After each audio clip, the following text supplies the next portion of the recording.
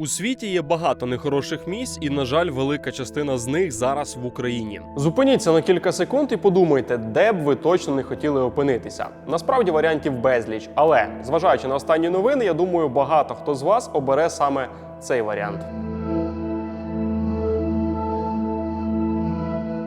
Це одне із найбільш небезпечних місць у світі. Я є технічним працівником Запорізької атомної станції. Це може бути другий Чорнобиль? Ні, це буде друга Фукусіма, але більш масштабна.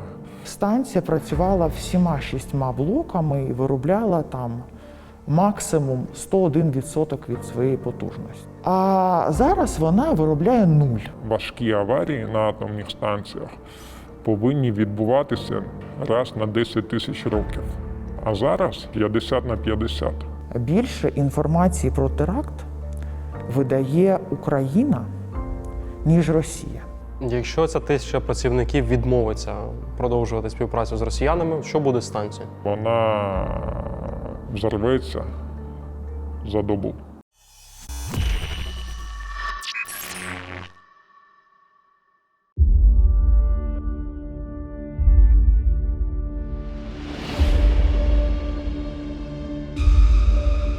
Наша поїздка до позиції, де добре видно ЗАЕС, проходила тоді, коли у новинах фактично була лише одна тема.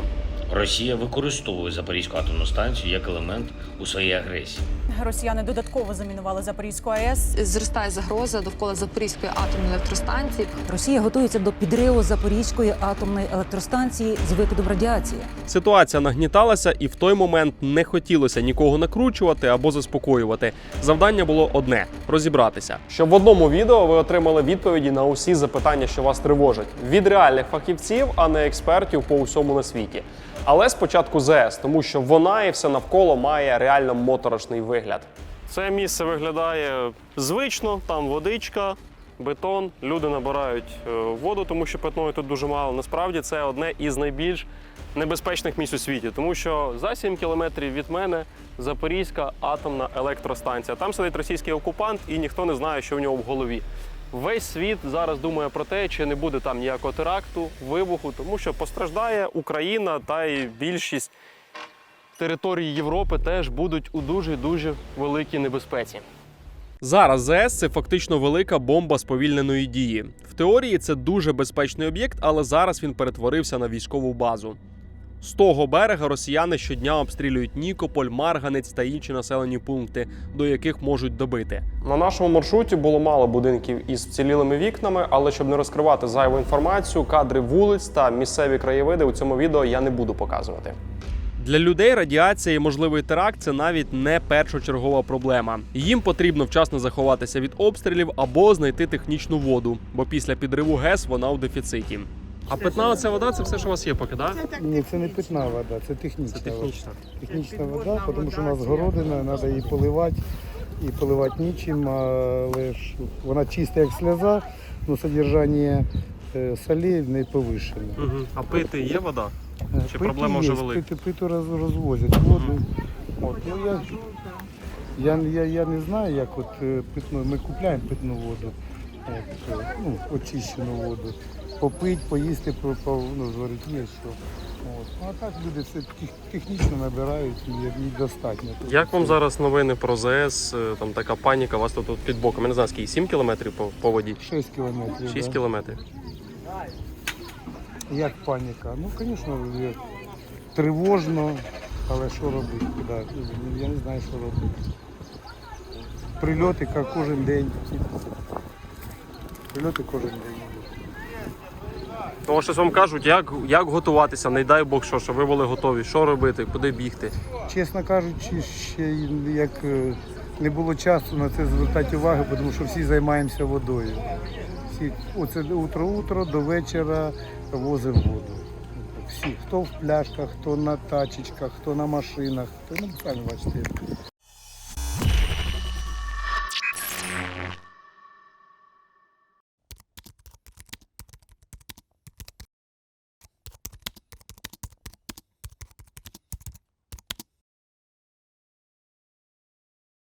Чим ви займалися на ЗАЕС і в який період ви зрозуміли, що звідти треба максимально швидко тікати? Я є технічним працівником інженерно-технічного составу Запорізької атомної станції.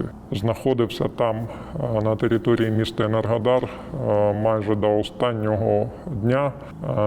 Рашисти зробили максимально некомфортним проживання в цьому місті. Все, що відбувається на атомній станції, не має вже ніякого відношення до ядерної безпеки. Ви сказали, що росіяни роблять все, аби було максимально некомфортно. Що конкретно вони почали робити? В місті почалися проводити постійні обшуки. Усе місто перегорнули догори дном. Чеченський ОМОН відвідав майже кожну квартиру цього міста. Проводяться досить жорсткі обшуки. Якщо в тебе український паспорт, такий як в мене, то досить складно їм пояснювати, чому ти ще не отримав російський паспорт, чому ти не став громадянином Російської Федерації та не підписав контракт з Росатомом і не працюєш на них. І відповідати насправді на такі питання тобі нічого. І доволі часто це призводило до того, що людей забирають в поліцію, далі допитують, далі садять в підвал. І вже за деякий час вони там виходять і вже підписують ці контракти і беруть ці паспорти. Для мене факт наявності російського паспорта, фейкового навіть, та підписання цього контракту, він для мене став недопустимим. І виходячи з цього, я розумів, що все йде або до підписання, або до можливості виїзду. Я виїхав. Ми спілкувалися з людьми, які працювали на ЧАЕС. Там росіяни поводили себе як макаки просто, не хочемо ображати приматів. Вони тут зараз на ЗАЕС розуміють, що це за об'єкт, як він працює, які там можуть бути небезпеки, наскільки вони компетентні? Так, дивіться, зараз на Запорізькій АЕС знаходиться досить багато спеціалістів Росатому. Це по-перше. По-друге, досить багато наших працівників підписало з ними контракти. Тобто вони вже теж грають за ту сторону. І разом вони створюють такий симбіоз, який дозволяє технічно керувати атомною станцією в тому вигляді, в якому вона зараз є. Це, вона стоїть. У нас зараз з 6 блоків 5 вони в холодному стані.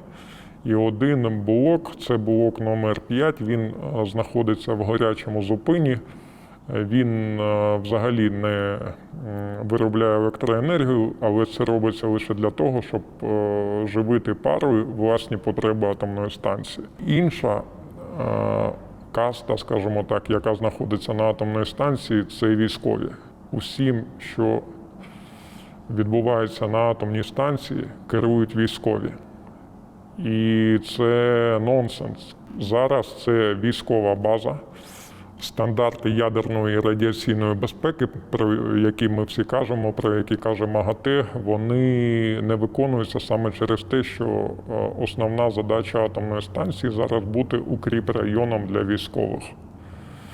І навіть наші колаборанти, навіть наші керівники, які підписали договір з Росатомом, багато хто з них пояснювали свої дії, що вони люди миру, в лапках, і що вони за ядерну безпеку.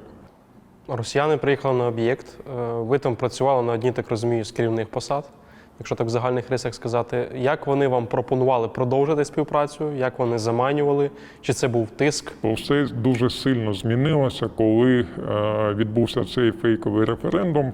Вони дуже сильно активізували цей процес підписання контрактів. І навіть почали виставляти якісь сроки, почали цей тиск. На початку особливо важливі працівники та, мабуть, усі керівники, які підписали з ними договори, їм видавали персональні контракти, в яких була прописана зарплатня, премії, надбавки. Контракти були хороші? Так. Для керівництва і технічних спеціалістів контракти були досить непогані, скажімо так. Багато хто розумів, в тому числі і я, що все, що пропонують росіяни, все це брехня. От завжди так. Вони спочатку вмовляли, потім вони пропонували більше грошей, потім вони пропонували кар'єрний зріст в структурі Росатому по території всієї Російської Федерації. Коли в них питали, чи обов'язково буде мати російське громадянство, то вони казали, та ні, ви що, перехідний період буде до 28-го року. Ніякого громадянства не треба. Треба тільки лише ваша згода по цьому контракту, що ми нікому не скажемо, що ви підписали цей контракт, ви будете отримувати 2 зарплати. Одну від Енергоатому, одну від нас.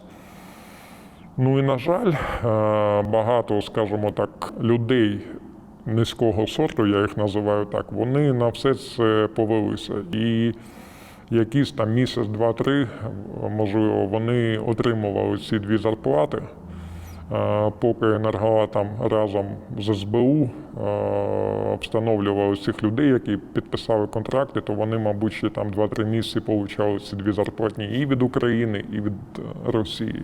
На цьому, скажімо так, лагідний період підписання контрактів завершився, і коли рашисти зрозуміли, що більшість саме важливих технічних працівників не йдуть на контакт, і не підписують ніяких контрактів, то вони почали чинити тиск.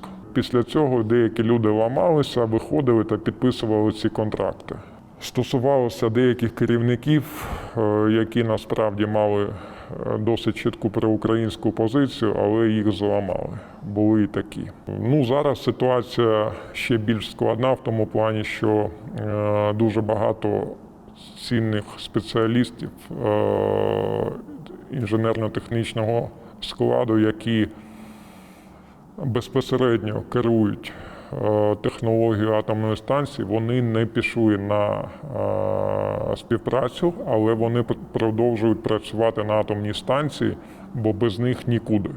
Замінити їх ніким, співпрацювати вони не хочуть. І тому рашисти знаходяться в такій досить дивній ситуації, коли вони набрали 3000 співробітників. Це водії, якісь там техніки, якісь там дівчата, які носять бумажки. А справді технічних працівників, які організовують експлуатацію і ремонт обладнання атомної станції, вони не йдуть на співпрацю. І тому зараз на атомній станції продовжує працювати десь близько 1000 наших спеціалістів, які вірні Україні, які під шаленим тиском, які працюють в Енергоатомі. І зараз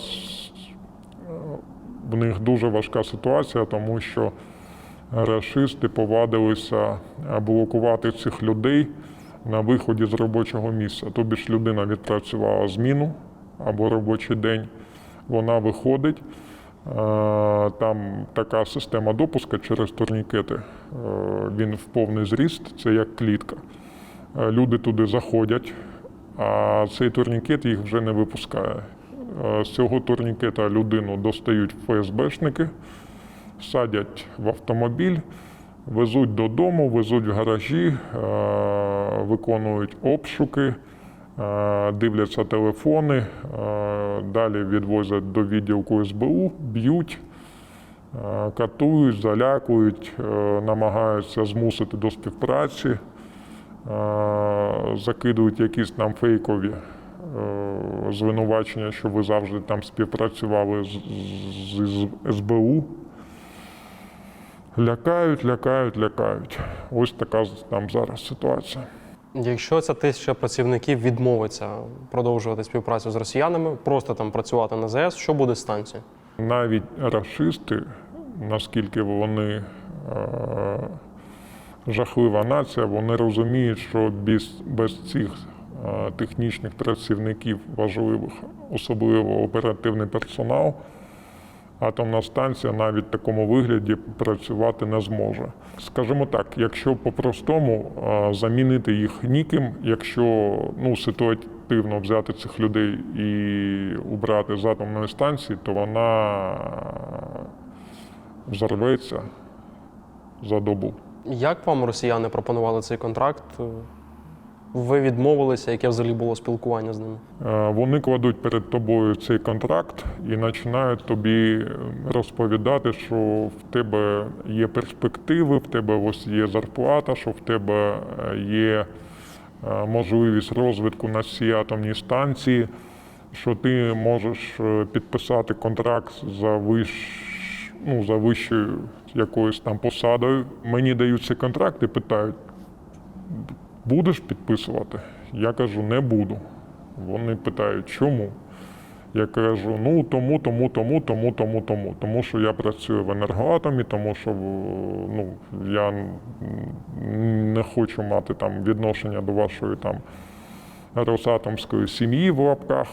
Вони тут починають давити на те, що завтра там НАЕКу не буде, завтра там України не буде, а де ж ти будеш працювати, а де ж чим ти будеш займатися. А нам дуже важливо зберегти колектив вашої атомної станції. Все це брехня. Я все це розумів, і я відповів, що підписувати його я не буду. Я знаю, що багато людей з точки зору своєї безпеки на усі ці загравання про підписання контрактів, вони казали, надіялися на швидку деокупацію, вони казали, ми там подумаємо, тягнули час.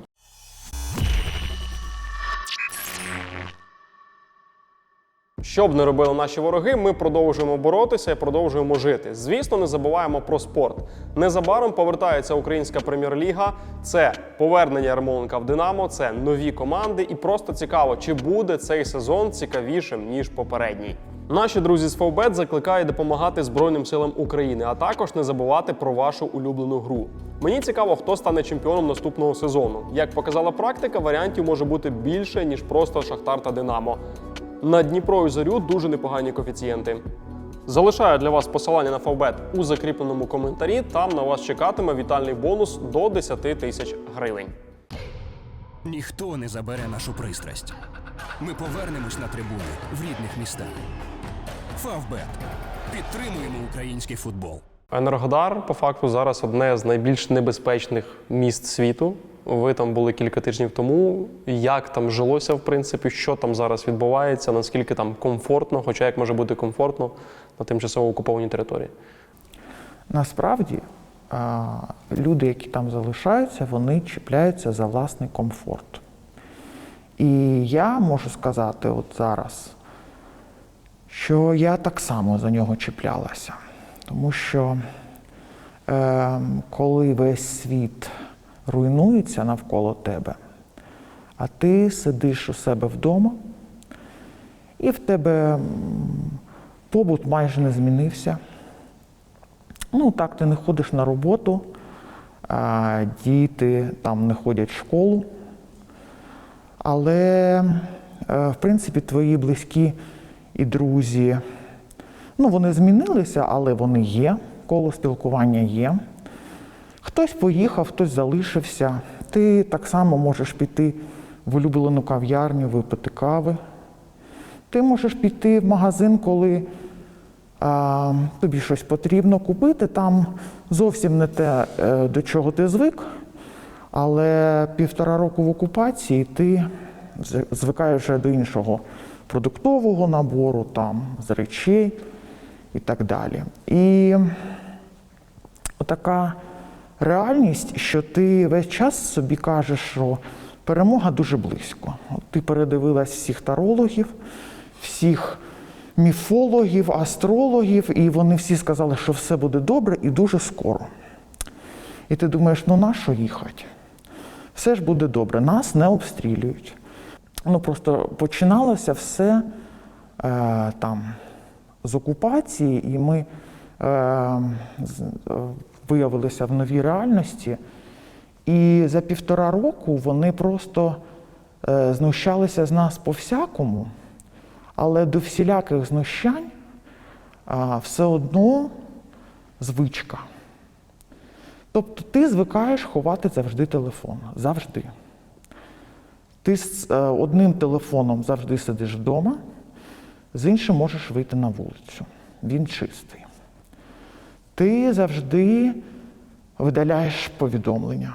Чистка телефона – це як зуби почистити щодня. Ти входиш в мільйон різних груп в Телеграмі і з них виходиш. Подивилась новини, тому що цікавість до будь-яких проукраїнських налаштованих каналів, так само це карається. І в Енергодарі неможливо показати, хто є хто і чим ти взагалі цікавишся. Тому ти лишаєш російські пабліки, не чіпаєш їх, а українські чітко видаляєш. І ця звичка, вона в мене ще не пройшла. Не адаптувалася до того, що можна говорити, по-перше, вголос телефоном. От іти і розмовляти телефоном, я вже 1,5 року такої звички не мала. А наскільки важко було виїхати з тимчасово окупованого Енергодара? Думаю, там дуже багато військових, дуже багато блокпостів. І на територію України в'їхати ж не можна напряму. На все є перевізники, на все є водії, які з різною репутацією там доставляють. В середньому це коштує $500 з людини. Тобто, якщо я і 2 дитини, то нам для того, щоб виїхати, $1500 потрібно заплатити перевізнику. Неважливо, чи ти їдеш. Якщо займає дитина окреме місце, то відповідно і ціна така, немає знижок там за дітей. Ви сказали, що ми трималися за своє благополуччя. До повномасштабного вторгнення робота на ЗАЕС. Наскільки це безпечно, вигідно фінансово, наскільки це була престижна робота? Тому що так розумію, що в принципі там люди жили забезпечено, добре до приходу росіян. Працювати на атомній станції – це головне містотворююче підприємство, яке забезпечувало там нас соціальними гарантіями. Тобто місто було благополучним і наскільки це можливо в цих умовах, воно не потопає там в смітті, щось десь робиться. Треба зважати на те, що окупанти, вони працюють на картинку, взагалі в них така навіть філософія, що все має виглядати от конкретно для цієї фотографії чистенько, охайненько, щоб ми могли сказати, що ми тут прийшли і зробили. І весь час вони казали, що була ж просто бардак був якийсь, а зараз порядочок. І ми розуміємо там, що трава у дворі по коліна, просто бур'яни. Звісно, у нас такого ніколи не було. У нас комунальники вилизували все, і в нас було дуже охайно. А зараз, бур'яни, що, через бур'яни кидать квартиру і їхати? Ні, ми посидимо, почекаємо перемоги. Ви сказали, діти в школу не ходили. Так розумію, школи працювали? Так, школи працювали. Не всі. Деякі школи відкрилися під керівництвом людей, які забажали бути директорами в цих школах. Тобто в одній школі директором забажав бути електрик, і він став директором школи. Десь трудовік, десь вчитель фізкультури. Потім їх змінили більш такі викладачі, які, скажімо так, хоча б керували колись навчальним процесом. Але спершу найсміливішими виявилися люди, далекі від адміністративної роботи в навчальних закладах, і тому головне було погодитись, тому що обіцяли золоті гори тим, хто на початку візьме на себе ці завдання з устрою навчального процесу, організації в Енергодарі. І кілька шкіл працювали, я ж кажу. Хтось віддавав дітей в школу, тому що боялися якихось переслідувань, а хтось тому, що вважав, що для того, щоб навчатись фізиці і хімії, неважливо під яким прапором, предмети всі однакові, хоч в Україні, хоч в Росії. Але дуже скоро їхні уявлення розбилися вщент, тому що це слухати там гімн Росії – це найпростіше. На дискотеці портрет Путіна, співати гімн ПВК «Вагнер» і оркестранти. Так. А як для вас закінчилася робота на ЗАЕС? Я так розумію, що теж було десь раптово. Багато людей, які не погодились співпрацювати з росіянами, і ви в тому числі. Коли оголосили про референдум, а потім дуже скоро, по закінченню референдуму, там на початку жовтня, нам оголосили, що Запорізька АЕС тепер під патронатом Росатому, і тому ми маємо підписати з ними договір, якщо хочемо працювати. І я одразу зробила для себе вибір, і більшість моїх колег так само, що ми працювати на Росатом не будемо. Але був певний тиск. Тому хтось, хто хотів зберегти таку відносну стабільність, вони погодили з нашого колективу. Хтось залишився впертим, і потім ці люди їхали, насправді виїжджали з Енергодара. В більшості так само, як і я. Я вже серед останніх, наприклад, в своєму колективі, хто не підписав. А хто підписав, то одразу їм видали підйомні, допомогу, якусь 13-ту зарплатню до Нового року. Ці люди паралельно отримували зарплатню від України, тому що не знали ще в НЕК «Енергоатомі», хто підписав, хто ні.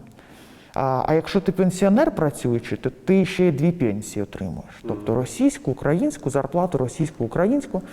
І утворився такий прошарок людей, в яких було дуже багато грошей. Потім поступово вичислили, хто заключив цей договір, їх позбавили української зарплати. Ось цей чоловік в елегантній куртці – колишній заступник головного інженера ЗАЕС Юрій Чернічук. Він став на бік окупантів, і вони призначили його директором станції. Змушував людей підписувати контракти з Росатомом, пускав на ЗАЕС усіляких півнів і роздавав інтерв'ю російським пропагандистам. Зараз ЗАЕС керує фактично, як називає вже його СБУ фактично прямим текстом, колаборант Юрій Чернічук. Так. Його змусили, чи він реально з таких максимально проросійських поглядів? Що це за людина, яка так легко пішла на цю співпрацю? Я можу сказати, що це висококваліфікований технічний спеціаліст, це факт. Частина цих людей, керівного складу, була під постійним впливом цих покидьків з Росатому. І, мабуть, вони давили на те, що ви ж війна війною, але ж без вас ніяк. Ядерна безпека понад усе. Війна може йти роками, місяцями, днями. Але без вас, мені здається, давили на це. І, можливо, в якийсь час ці люди так про себе і подумали, що без них ядерна безпека не буде забезпечуватися на території атомної станції, і вони прийняли для себе таке рішення. Це правда, що ФСБшники накручували, що ми поза політикою, часто у нас так в спорті говорять, що в нас ядерна безпека, це не політика? Так, на початку це був основний меседж, що ви, хлопці, вони там граються, Зеленський, Путін, а ми ж такі, як ви. От ми з Росатома приїхали, ми тільки за ядерну безпеку. Вони там награються, між собою договоряться, а ядерну безпеку треба підтримувати вам.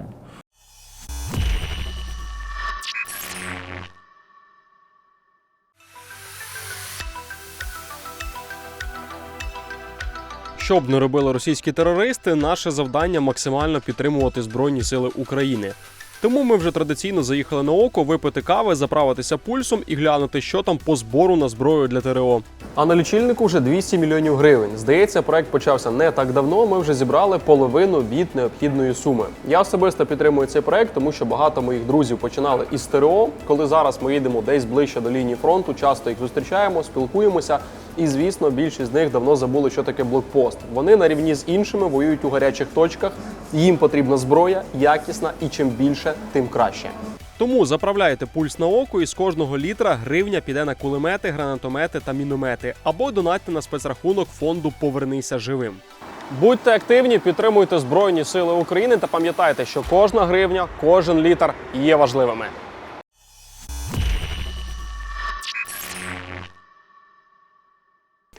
Ви зараз можете пояснити, що на станції відбувається, як люди працюють, який конкретний тиск здійснюється, чи там, в принципі, умови не сильно помінялись? В січні 22-го року станція працювала всіма 6 блоками і виробляла там максимум 101% від своєї потужності.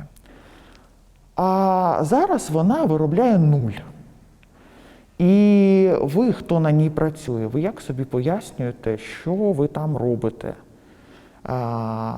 І кому від того зиск, що ви ходите щодня на роботу? Ну, вони там повіряють якісь лічильники, миють підлогу, стрижуть газони, обходи здійснюються.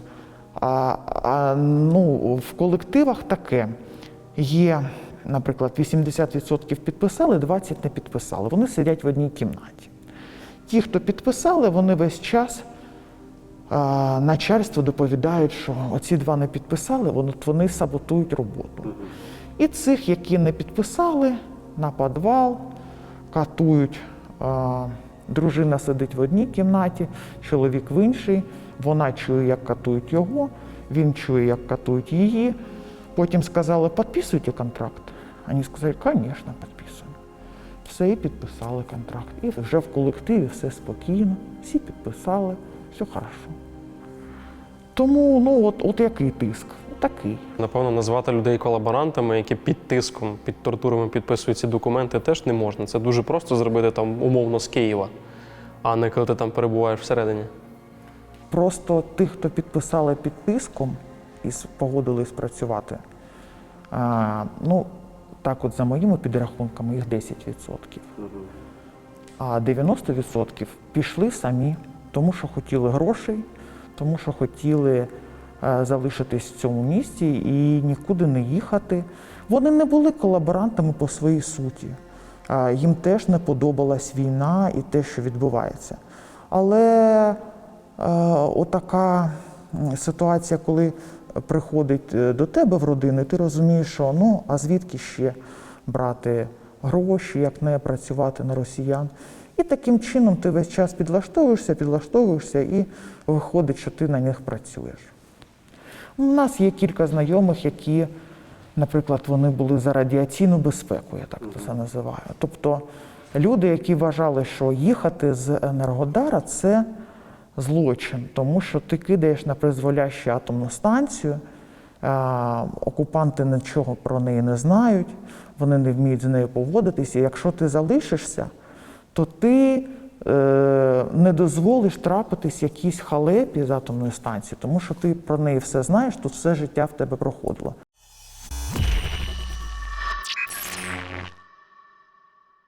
Друзі, прямо зараз подобайте це відео, якщо воно вам заходить, а якщо хочете підтримати наш проект, залишаю посилання в описі до цього відео на Buy Me a Coffee. Ми не поділяємо політику Патреона, які блокують сторінки українців, які збирають кошти на Збройні Сили України, тому покидаємо цю платформу і переходимо на іншу. Долучайтесь. Зараз було дуже багато інформації, що може бути якийсь теракт, вчинений Росією. Трошки затихло, але все одно ми знаємо, як Росія це робить. Так само було з Каховської ГЕС, ніби затихло, потім був цей вибух. Дуже багато різних версій, що може бути. Один відомий льотчик, Арестович, каже, що буде якийсь там маленький вибух, там мінімальне забруднення. Хтось каже, що це буде техногенна катастрофа, там зачепить 40 країн. Дуже різні версії. Ви можете, як людина, яка там працювала, пояснити, що може бути найгірший сценарій і сценарій, який ви думаєте, що буде насправді втілений в життя?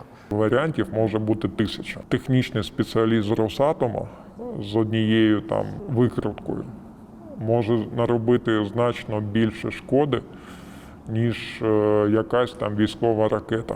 Атомна станція, вона ніколи не проєктувалася як об'єкт військовий, а вони на даний момент перетворили її на повноцінну військову базу, і вони не розуміють, що це атомна станція. Для них це велика територія з великою кількістю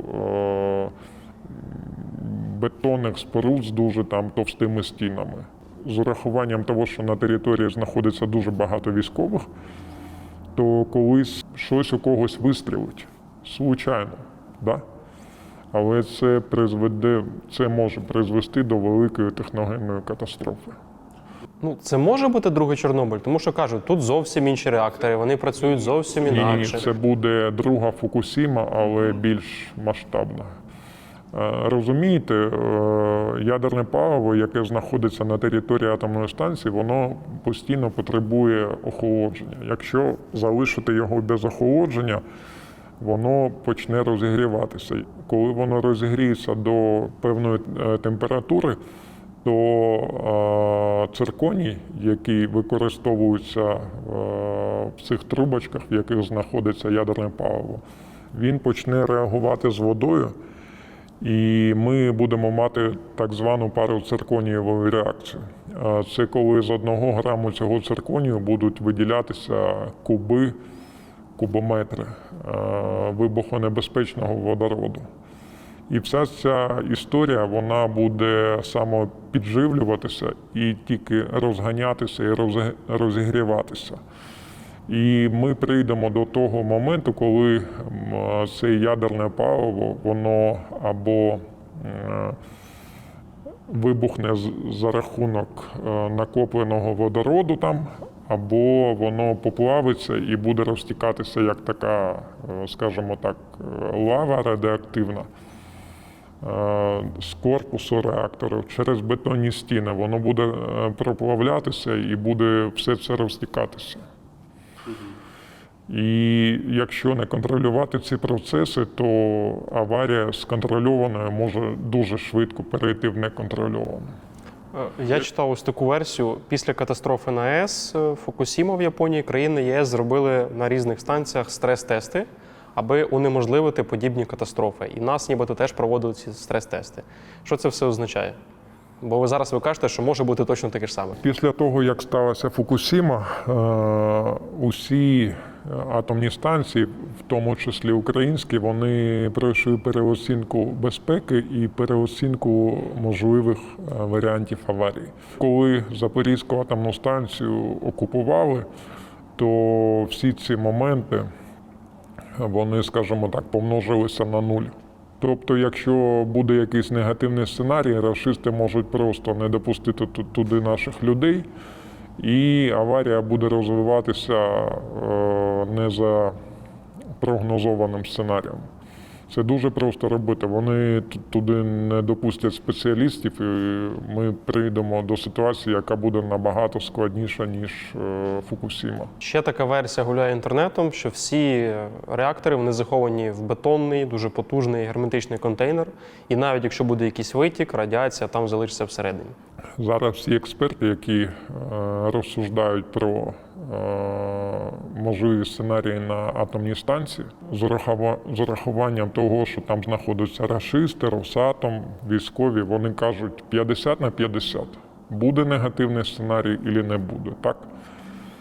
А в нас, в наших документах, критерії проєктування атомної станції, там закладається, що важкі аварії на атомних станціях повинні відбуватися не частіше, ніж раз на 10 тисяч років.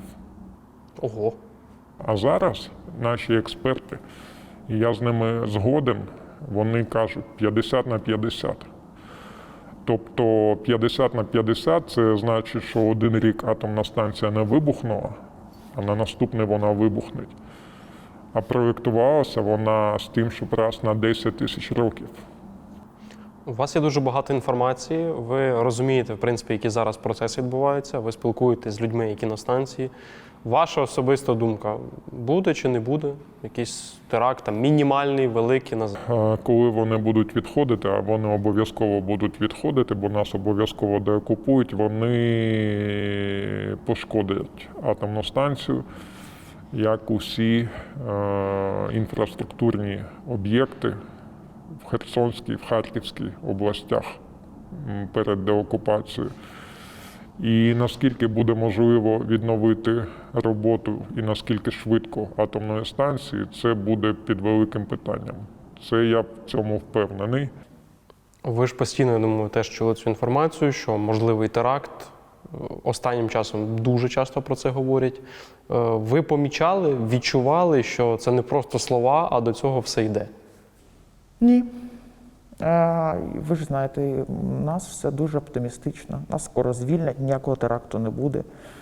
Ну, по настроях просто чому саме ми бачили насправді, що більше інформації про теракт видає Україна, ніж Росія. Завжди починалися всі проблеми з того, що в один прекрасний день там російські пабліки пишуть: Україна собирається подорвати Каховську ГЕС. І от з цього стає страшно, тому що ми розуміємо, ніяка Україна підривати її не буде, а якщо вони про це заявляють, значить вони самі цього дуже хочуть. І, можливо, це зроблять. Ну, я кажу, в підрив Каховської ГЕС ми не вірили, він стався. В якийсь теракт ми не вірили, він поки що не відбувся, але все те, що на станції є, воно один великий теракт, один великий акт розтягнутий в часі по знищенню атомної станції. Можна його так кваліфікувати. Ніхто не знає, що там насправді. У вас точно більше інформації, спілкування, ніж у нас з працівниками, які досі там. Що вони думають, що думаєте ви, буде теракт, чи це все одно таке нагнітання? Ну, чого я насправді боюся більше, ніж теракту, і що я вважаю найбільш ймовірним, це те, що після відходу окупантів це буде мертве місто, в якому не працює головне містоутворююче підприємство, атомна станція. І відповідно, якщо не працює атомна станція, то який сенс в цьому місті? І всі наші квартири, за які ми так чіплялися, всі наші там статки, це все коштуватиме копійки, тому що якщо не працює станція, ми всі там не потрібні. Просто жити в Енергодарі, там немає робочих місць в такій кількості.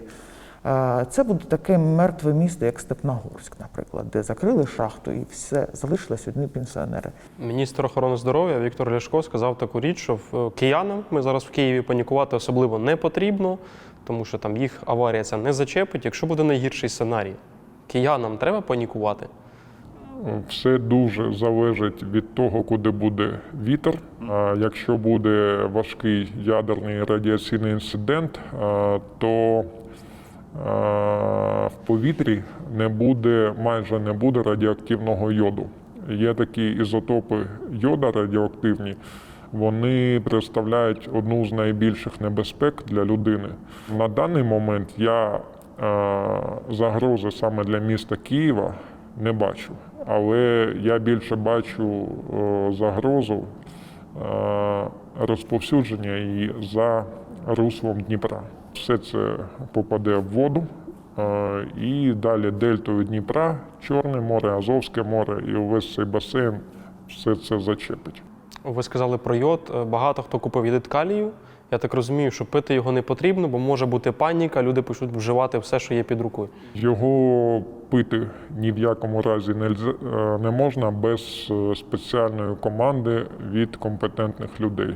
Вживання стабільного йоду – це така контрміра, яка вводиться лише при певному рівні загрози. Якщо вживати його нижче рівня цього загрози, то ти більше собі шкоди нанесеш. Добре, по Києву зрозуміло. Київ далеко, є інші міста, є, наприклад, Нікополь. Станція вона навіть проєктується з урахуванням 30-кілометрової зони. І все, що знаходиться в 30-кілометровій зоні, це зона потенційного ризику, навіть середня ядерна або радіаційна аварія зачепить усю 30-кілометрову зону. Це факт. А що цим людям робити? Окей, починається евакуація, хтось не встигає, завжди паніка, нема там техніки, ще чогось, хтось не хоче їхати. Як їм діяти? Я б їм сказав, можливо, це тому, що я працюю на атомній станції. По-перше, не панікувати. Якщо є можливість евакуюватися буде там в перші години на своєму автотранспорті, це краще буде зробити однозначно. Якщо такої можливості нема, треба дуже уважно стежити за повідомленнями військових адміністрацій і слухати керівництво цих військових адміністрацій. Коли я спілкувався з місцевим населенням, з'явилось таке враження, що вони не зовсім розуміють, як діяти при можливому теракті. Це зрозуміти можна, тому що в них дуже багато побутових проблем. У цьому відео я не буду давати велику інструкцію, що ви повинні робити. Залишу рекомендації МОЗ, тому що це зекономить вам час в разі небезпеки. І ще переходьте на мій телеграм, там буде окреме відео від працівника ЗАЕС, як діяти, якщо, не дай Бог, на цій станції щось сталося.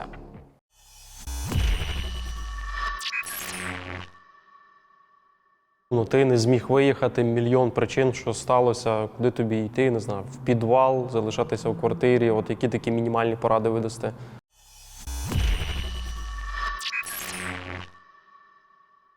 Підрив Каховської ГЕС, наскільки він ще ускладнив ситуацію? Чи є вода для охолодження? Ми бачили цей ставок, який поруч знаходиться, там ще є вода, але будь-який ставок теж можна спустити. Це поскладнило ситуацію. Базово в тому, що на даний момент запустити атомну станцію не є можливим, бо вода, яка бралася з Каховського водосховища для підживлення ставка охолоджувача, вона використовувалася в великих обсягах саме при роботі атомної станції. Зараз атомна станція стоїть, і потреба в цій воді значно менша. Безпосередньої загрози ядерної безпеки, саме ядерної безпеки, це не несе. Більш того, навіть якщо ми втратимо цей ставок-охолоджувач, то в нас залишаться ще системи безпеки, які спроєктовані саме для аварійних режимів, за рахунок яких ми зможемо відводити це тепло від реакторів. По факту, якщо ми хочемо знову запустити ЗАЕС, треба знову відновлювати ГЕС, щоб було набагато більше води? Чи як це працює? Я би не сказав, що треба відновлювати ГЕС, точніше буде сказати, треба відновлювати греблю. Буде там електростанція чи ні, ніхто не знає. Один теж з варіантів, про які говорять у ЗМІ, те, що може бути теракт не з метою техногенної катастрофи, а щоб сильно вдарити по економіці. ЗАЕС, наскільки це було потужне підприємство для України, скільки воно вливало всього в економіку? ЗАЕС виробляла більше 50% всієї електроенергії в Україні. Більш того, усі найскладніші періоди, в тому числі ця зима, коли навантаження на енергетику максимальне, атомні станції завжди підставляли своє, скажімо так, плече. Майже 2 роки тому, до початку війни, взимку, Енергоатом працював усіми своїми 15 енергоблоками. Було там 2-3 тижні, коли всі 15 блоків атомних були в мережі. Такого ще не було ніколи. І зараз пройшло 1,5 роки, вже 9 місяців атомна станція стоїть і нічого не виробляє. Сама ЗАЕС в структурі НАЕК виробляла до 40% електроенергії, яку виробляє НАЕК. ЗАЕС – це перлина в короні НАЕКа. Це найбільш потужна атомна станція, і її втрата буде для нас дуже болючою. Що таке МАГАТЕ? Міжнародна організація, яка повинна робити усе, аби ядерна енергія використовувалася у мирних цілях. Зараз ЗАЕС – це завдання номер 1, але ніякої конкретики від Гросі ми не почули. Він зустрічався із Зеленським, кивав головою на зустрічі з Путіним, їздив на ЗАЕС і традиційно був дуже стурбований. Напишіть у коментарях, чи ви теж очікували більшого від організації, бюджет якої лише у 2022 році складав більш ніж 396 мільйонів євро. Приїжджало ж МАГАТЕ. А реально від нього є якийсь сенс? Тому що я слухаю їхні заяви, ну чесно хочеться плюватися. Ми тільки пережили єдиний найстрашніший день, коли це 1 вересня перший раз приїздив Гросі на атомну станцію, коли вони зімітували, нібито на них висаджується десант, який вони мужньо відбили, окупанти. І от тоді місто обстрілювалося, літали бойові ці вертольоти, горів будинок моїх знайомих. Вони самі воювали з собою, виходить? Да. Вони обстріляли там в центрі кілька будинків. Ну, це там якісь снаряди влучили в квартири, загорілися квартири. Це все от один день такого трешу і місива. І вони потім в кінці написали, що ми всіх відбили, весь десант загинув, Гросі приїхав, все чудово, ми впоралися. Можете продовжити фразу «МАГАТЕ – це організація, яка…» МАГАТЕ – це організація, яка за 1,5 роки окупації ЗАЕС, на жаль, не змінила підходів до своєї роботи. МАГАТЕ, воно, як і ми, зіткнулося з загрозою, якої ніколи не було за весь час існування МАГАТЕ. Але вони продовжують працювати за своїми лекалами. От у них є такий статут, що ми там слідкуємо за тим. І вони продовжують слідкувати, але світ дуже змінився. Якщо ви будете слідкувати тільки за тим, що у вас прописано в статуті, який ви там прийняли 30 років тому назад, або 50, то ви не встигаєте за змінюючимся світом. А від них користь якась є, тому що вони постійно стурбовані. Вони щось там подивились, сказали, нічого не заміновано, все в порядку, так, можна працювати. Наявність експертів МАГАТЕ, навіть незначна кількість, там від 2 до 4 їх постійно на території атомної станції, в процентному відношенні, мені здається, знижує ризик якихось ціленаправлених дій зі сторони рашистів. Якісь працівники там МАГАТЕ, я розумію, постійно на території, і вони виходять там теж, в принципі, як заручники. Заручники – це люди з українськими паспортами. Тому що це люди, які можна вбити, і тобі за це нічого не буде. Тебе просто там не знайдуть, і все. А представники МАГАТЕ – це люди з міжнародним мандатом, і ми розуміємо, що з ними нічого не може трапитися. І це добре, що вони хоч якось можуть почувати себе в безпеці. І ключове, що зараз інспектори МАГАТЕ, і завжди так було, вони, проводячи свої обходи, співбесіди та наради з керівництвом, вони завжди супроводжуються ФСБшниками. Завжди. Про який контроль адекватний, або про яке адекватне інтерв'ювання там персоналу ми можемо говорити, коли постійно з ними ходять ФСБшники. Ні про який. Де гарантія, що ФСБшники не впливають на МАГАТЕ? Гарантій нема. Гарантій нема, це однозначно. І ми всі бачили ці кадри, як Гросі там обнімається з цим ФСБшником Карчою. І це визиває огиду. Росатом – компанія-терорист, і коли пройшов якийсь час, і ми змогли проаналізувати, як відбувалося захоплення Запорізької атомної станції, як відбувалися обстріли жовтень-листопад 22-го року, то ми розуміємо, що всі військові дії, які відбувалися в районі Запорізької АЕС, в тому числі обстріли Запорізької АЕС, вони відбувалися за чіткою консультацією технічних спеціалістів. Тобто міни, які прилітали на відкритий розподільчий пристрій Запорізької АЕС, вони прилітали туди, куди їм було потрібно. І військові, вони не можуть мати, скажімо так, такої інформації без дуже вузьких спеціалістів. Тобто багато цих пошкоджень, знеструмлень, цілів, яких було від'єднати Запорізьку АЕС від енергосистеми України, вони відбувалися за безпосереднім керівництвом та консультативною допомогою спеціалістів з Росатому. Війна війною, але коли цивільні спеціалісти, хоча вони там, мені здається, усі ФСБшники, бо країна така дурна, консультують військових, як зробити так, щоб це було вигідно військовим, то це тероризм, і всіх цих людей треба виявляти, і треба, скажімо так, з ними працювати. Щоб Кирило Буданов з ними всіми попрацював.